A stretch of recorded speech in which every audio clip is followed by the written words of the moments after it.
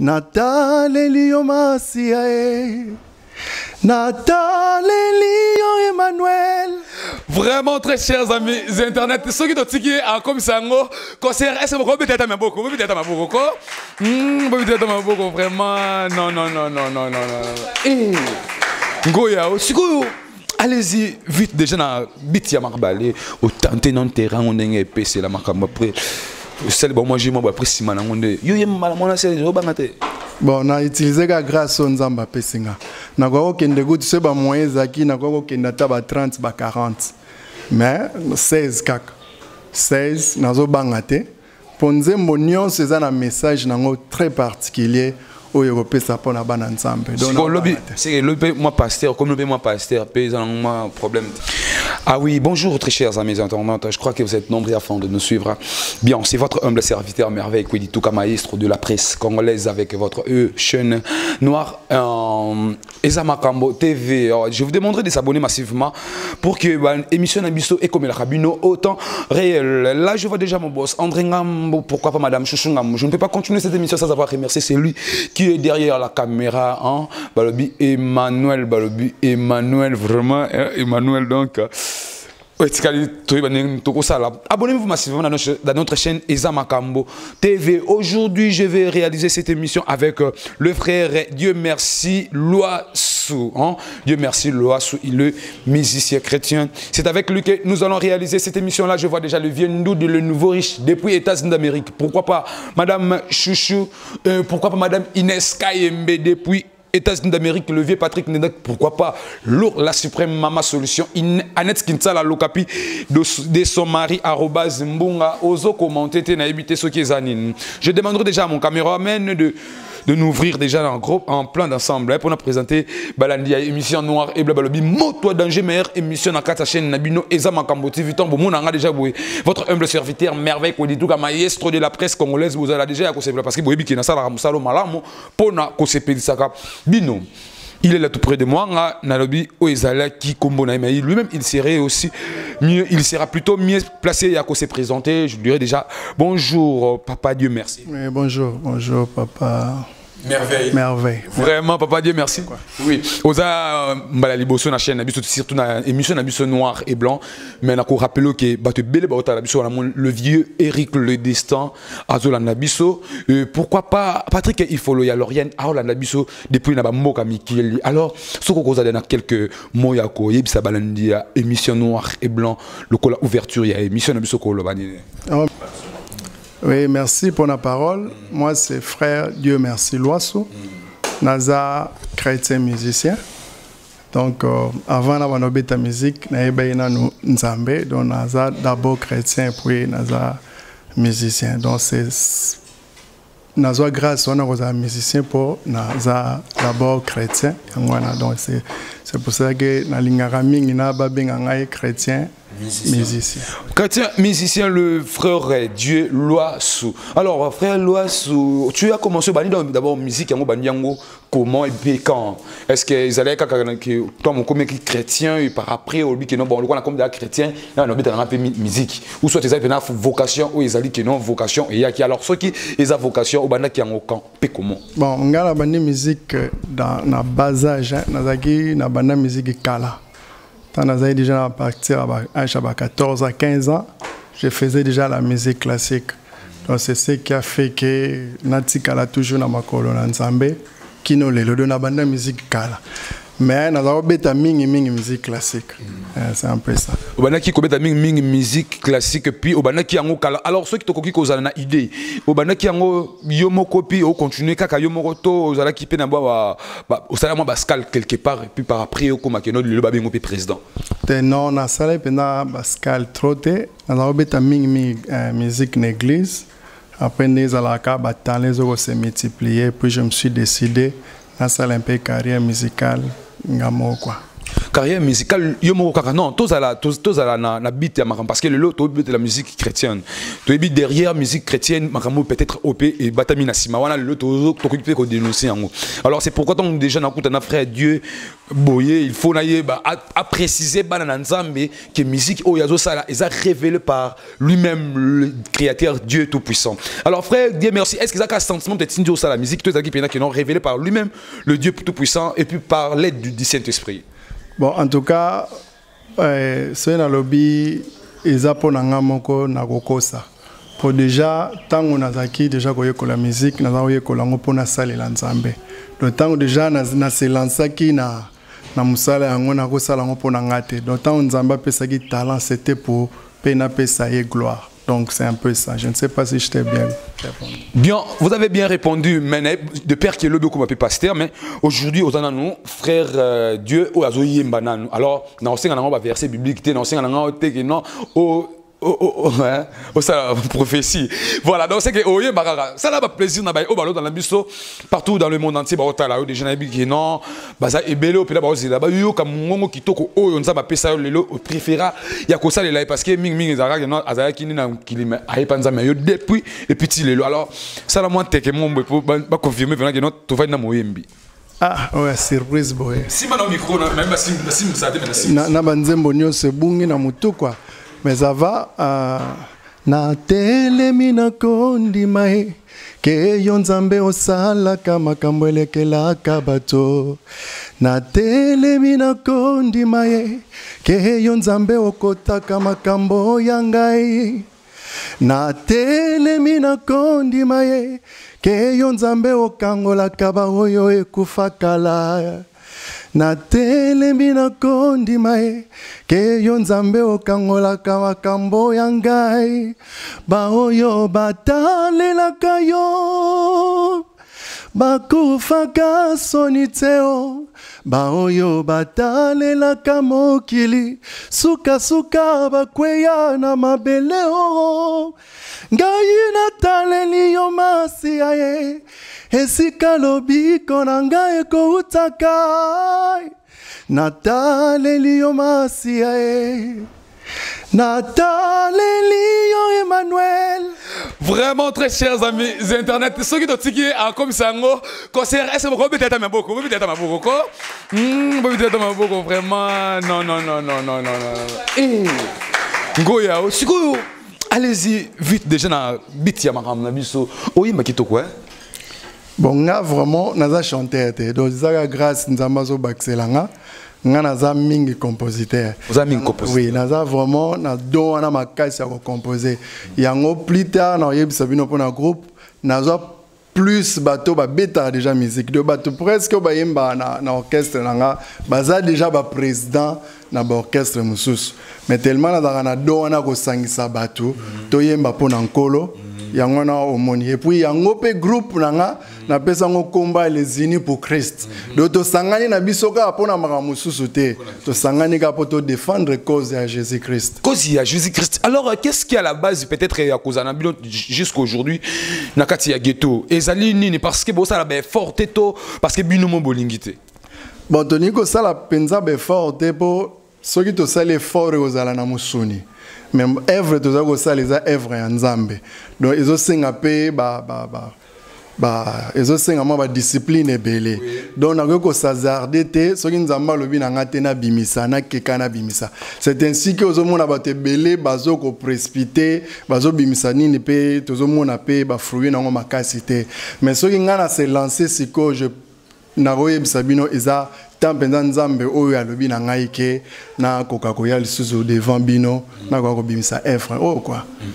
Alors dites-nous un peu est-ce que aux la production ils ont quoi concert festival sortiment ou peut-être ils pour dedans et dépend toujours de la production. Te nanu na bandi ko beta ba concert te nana bando beta production mongote o na salaki na sali juste 16 titres na ke studio na bengi ba camarade to sali 16 titres dont 14 est déjà terminé vraiment et il nous reste 2 mi balende tikali jusque là sur Nzamba sali grâce to aussi ça mais pour la vidéo on a déjà pu faire 10 vidéos.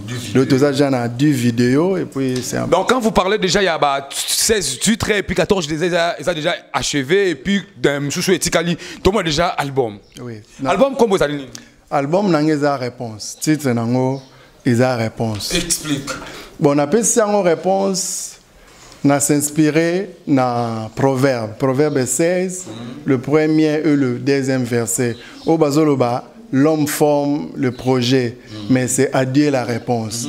Donc j'ai compris que ça la projet n'est mais ce qui nous a sauté, ce qui nous a permettre de ils ont trop. Yango zo mona ke ko bimana ngamba moko nazo bimana présence en Zambé nabi la réponse. Donc ce tout ninga pona la réponse parce que c'est Dieu lui-même la réponse. Bien, très chers amis Internet, je vous rappelle que nous sommes avec notre invité, le frère Dieu merci Loasso.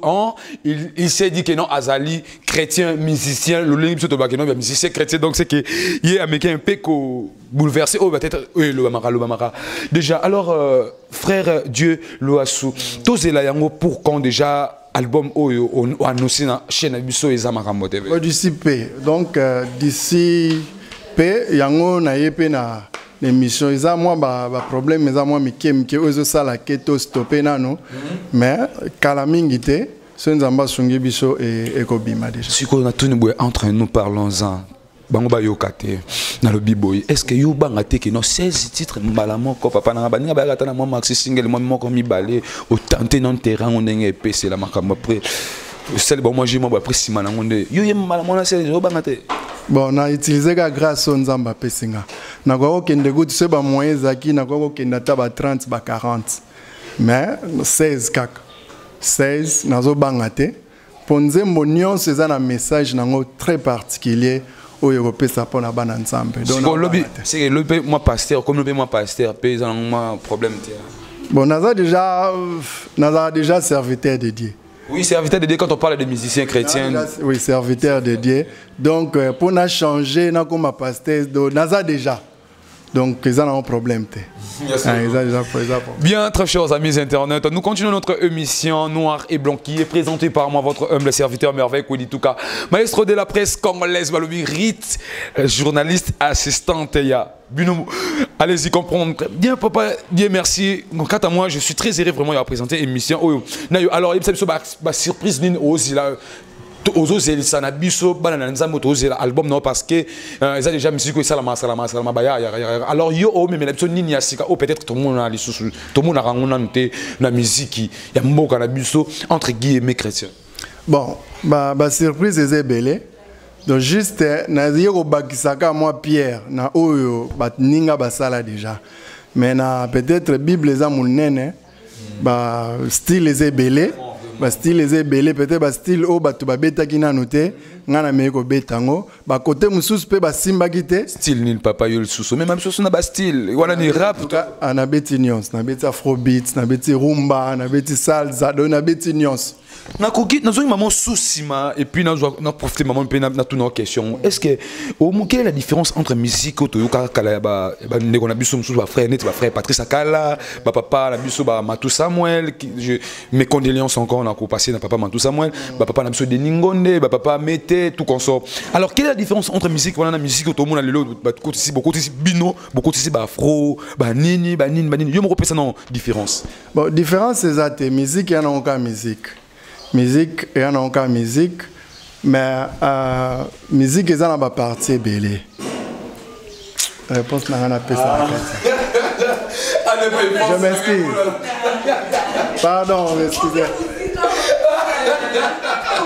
c'est bon ça qui bien réponse n'a rien à passer des chapeaux là c'est très bien à tout n'est bien et là on a rien à le bandé ok c'est bon ok c'est bon ok alors c'est bon. Oui. Ok. Différence c'est ça pensate. Sauf que plus tozo kangamana nzambe, plus nzamba zo révélé biso. Au moni mutu tanga za révélé. Ce qui a partagé révélation wana. Révélation wana so ngana koti na profondeur. Et bagiselinga sur révélation mususu. De ba musique bango ba salaki. bazaki révélé oui mais tant biso to kotsa ngo yango nde sale pesi biso pe dimension mususu to meka ko kotsa ba révélation mususu mais musique eza nango kaka yango wana bado o bango babetaki na bamina bare yango wana kaka biso to beta plus na terme na ko utiliser eza un peu tozo meka ko moderniser ngo et meka pe moi ba erreur pe je m'excuse ba erreur pe moi muke e kwa kozala et na ba musique mususu moi ba erreur kwa kozala peut-être mutatangi bible bien te ayeminze momo a taper à côté parce que yo fo ya obongisa mo erreur wana donc dans sens kaka ya ko meka kaka ko tombo la musique en Nzambe kende donc c'est un peu ça na nenga polémique te quoi mais moi c'est un peu ça, je ne sais pas. Vraiment, très chers amis internautes, nous courions derrière les temps. Donc, c'est que nous sommes presque à la fin de notre émission Noir et Blanc qui était présentée par moi, votre humble serviteur Merveille Kwedituka Maestro de la presse congolaise. Je vous demanderai de s'abonner massivement dans notre chaîne Eza Makambo TV pour que vous ne puissiez pas rater l'une de nos émissions. Alors, papa n'a pas comme déjà presque la fin. Il y a émission Nabiso. Alors, vous avez quoi Siri Bananza Benini, où est la carrière il y a bon ça et puis na ils allaient locaux là bas production non disons promotion voilà promotion il y a album wana oza quoi sirango lolenge nini voilà donc c'est ça bon en tout cas nangana si ça na dajo balobi ezateke so mutakoi na mai ndefoka akufa mutu musoza okoya na mai mais tellement ebi ko nager à nager akufite mais mutu musu pas koya na mai ebi nager pété akufi donc musique est belle mais biso tozo beta musique moko tozo lingato éveiller un peu bateau et je ne dis pas que nous sommes plus que bateau précédent qui biso mais tozo linga un peu tokende plus loin la musique on a Nzambe mais tellement toza na part la vérité nous souffrons. Oui, la vérité, ils ont la passe pour abima. Bato bazana bango ya mo bokutu monika ba soutien ya ndenge na ndenge tout ça. Mais ils a nazo senga bato bakoko sunga ke wana to koyaki na mai to meka quand même pe ko nager potobima na ebike toza déjà na Nzambe o aza ebele pona biso et surtout la Bible nous rassure que avec Dieu nous ferons des exploits.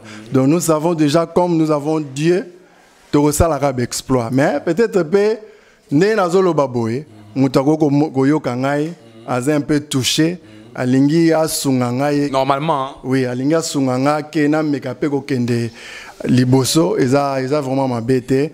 Aza le bienvenu. Vraiment, alors Aza le bienvenu. Moi quelques salutations na ba Obalanda qui et surtout bato déjà baza simanayo pour que bazala de cité to ba ke ba on baza simanayo et puis na bi ke ba ozana pour sa numéro na yo bato sanga ite ba benga yo moko directement. Et merci na pesi ba mote belé d'abord na bino mutboye ko soutenir ngai na planète Béré talaka nde osunga biso bosunga déjà bato belé. Merci bene boyo ko lukangai. Et puis merci na Rita yo ebikara sa ye planète Béré Mobulu na PCP ma femme quoi Naisha Loaso ba mote belé sikazali et puis ba na nyonso na linga bino mingi et puis monteur nanga motema Joël Pro quoi sa ye Mobulu mais azo sala ngo fele kaka azo zelo côté azo sala kaka pour kaka evre yo et que liboso et puis merci na papa André kuno à Londres talaka sa yo mobulu na Nzambe akoka toujours ko pambola yo et bon numéro de téléphone angeza 00243 89 794 70 62 et puis 00243 91 16 25 536. Merci vraiment, on a CPL. Bien, très chers amis internet, nous sommes déjà à la fin de notre émission Noir et Blanc qui était présentée par moi, votre humble serviteur Merveille Kwedituka. Je ne peux pas mettre fin dans cette émission sans avoir remercié celui qui était derrière la caméra, Emmanuel. Pourquoi pas mon boss André Ngambo sous votre patronage que nous réalisons cette émission. Mes big salutations à Levier, Eric Le Destin, le prêtre Azamoko. Pourquoi pas madame le messier Janely Kabeya depuis Allemagne. big salutation, pourquoi pas Patrick Ndenda qui, il y a Motema, il y a Inès Kayumbe, lourd, la suprême maman solution. Pourquoi pas Monsieur Jafar Kibonge, Monsieur Jafar Kibonge, bah salutation nayo. Pourquoi pas maman, maman Ezo ya toka dans la montage. Voilà, bah salutation nayo. Pourquoi pas Zander, bah salutation nayo. Tantine Mati, Babisimba, Planète Berry Makashi. Bien, très chers amis internet, là c'était votre humble serviteur avec votre émission Noir et Blanc. Nous sommes déjà à la fin. Abonnez-vous massivement pour que vous rataka ba émission Oyote. Isaac Zola, les caméramans le plus célèbre. Que Dieu vous bénisse abondamment.